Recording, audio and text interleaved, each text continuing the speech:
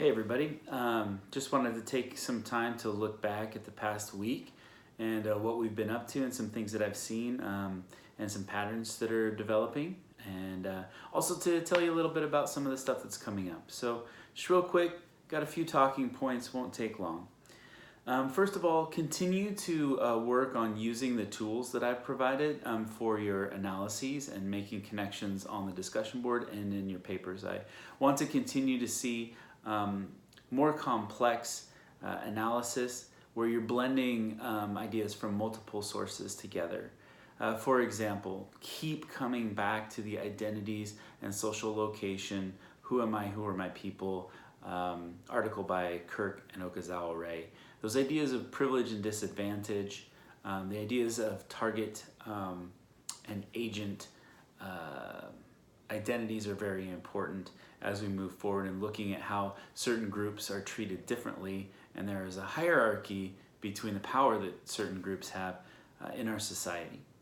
Also, keep looking back at the cycle of socialization and trying to think about all of the things that affect you throughout your life that have kind of built you into this system, into this cycle, and also built you into your code of ethics, right? So I want to see an interplay of that idea of ethics, identity, and socialization. And the more references that you can make to that and keep that in mind over the course of the summer session, the better. Those two articles in particular, the identities and social locations and the cycle of socialization, affected a lot of people's grades pretty significantly on the Code of Ethics analysis essay. There is a section on the rubric that deals directly with using those, so you have to use those in order to get full credit. And it also then affects the whole overall complexity of your purpose. So by getting a few quotes from each of those in there and showing me that you've understood those concepts, and then blending that with this idea of ethics and how you make moral choices is going to be really important for the revisions and also some upcoming discussion board posts. Next note, don't forget that you need to do the library badges. The library badges are available on Blackboard, where you'll find the library resources. You go in there, dig around a little bit, find the library badges, and start getting those done. You do need to get those done by the end of the fourth week of this session, prior to the end of the Global Solutions paper. The Global Solutions paper is a research-based essay, and the library badges are help and strategies for doing better research. Don't forget that you have your Civic/community engagement project that is due. I think most people have turned in a proposal, and I will be looking at those shortly to make sure that everybody's on the right track and approving them and maybe giving some pointers about how you can move forward with those. Those are always pretty fun. Get out into the community and do some things that you're interested in. And then try to cross it with those ideas of identity, socialization, refugee resettlement, displacement, and other things that are going on in the class. Just some reactions to the posts about displacement from one of the earlier modules.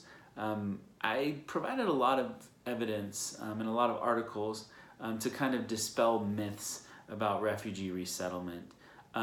So as you're doing those, I need you to make sure that I can see that you've read that evidence. There were quite a few people who missed some points because I didn't see much evidence from those readings. And a lot of times, evidence in those readings and facts in those readings actually refute what you have said or dispel the myth that you have proposed. So that's the kind of thing that I'm looking out for. If you say something that I know is not fact-based, and I've provided you with the facts, then I'm going to assume that you haven't done all the homework, you haven't done all the reading. A lot of people did a really good job with it, so make sure you're revisiting that idea of what it means to be a refugee, how it relates to asylum, how it relates to immigration, to make sure that you understand that process. Another thing too, in that think globally, act locally discussion that we had, always think about the idea that there are limits to what we can do. but most people can do more, right?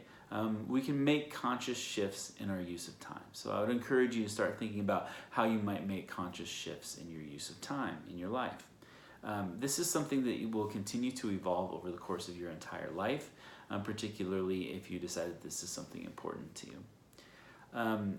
There is a balance between what we can do locally and what we can do for the world. A lot of times we can do a lot more effective, tangible things right in front of us, but if we do start to understand larger systems and how they work, we can figure out how to affect things on a global level. Also think about the base level of treatment that every human being deserves, right? How much water does a person deserve? How much clothing does a person deserve? That word deserve is a very philosophical sort of word, right? If you think about, hey, what are the rights of people? And the Universal Declaration of Human Rights kind of makes an attempt at figuring out what people deserve in terms of treatment worldwide.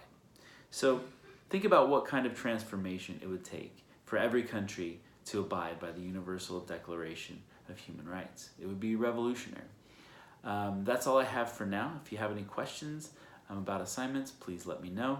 I hope you're having a good summer, and I hope that this class isn't taking up too much of your time so that you have some time to enjoy the beautiful weather that we're having.